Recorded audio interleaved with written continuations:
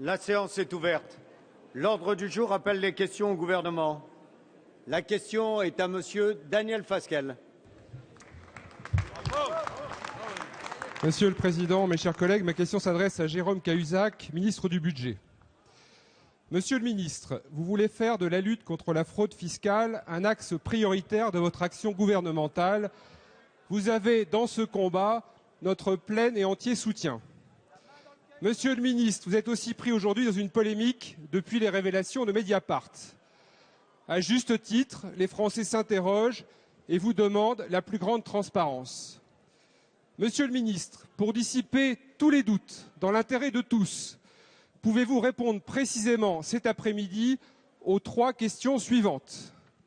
Première question, est-il exact, monsieur le ministre, que vous avez eu un compte non déclaré à l'Union des banques suisses de Genève pendant de longues années?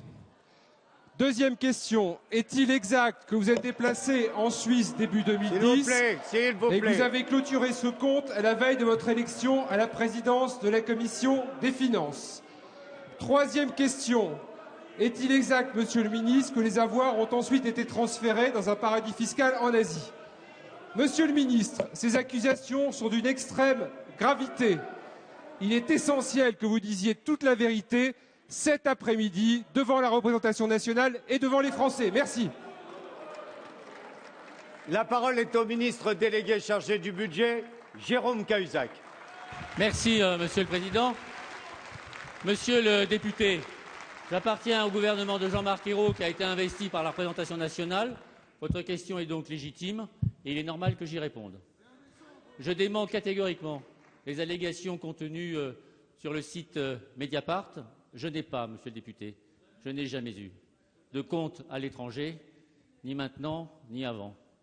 Je dément donc ces accusations et j'ai saisi la justice d'une plainte en diffamation car ça n'est que devant la justice, hélas, que les accusateurs doivent prouver la réalité des allégations qu'ils avancent.